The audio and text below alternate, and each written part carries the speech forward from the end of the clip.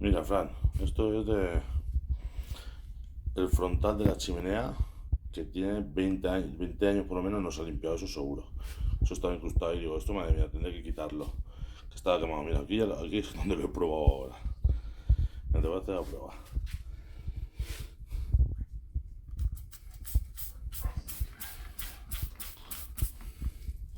Vamos un poquito.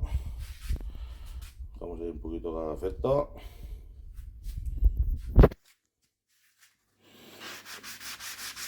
Vamos a poner esto poquito un poquito.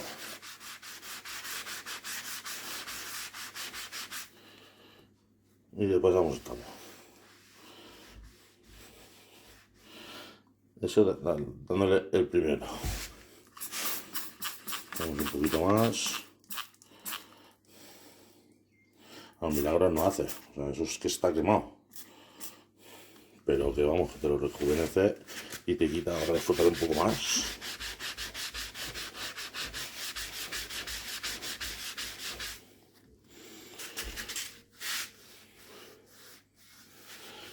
Qué barbaridad.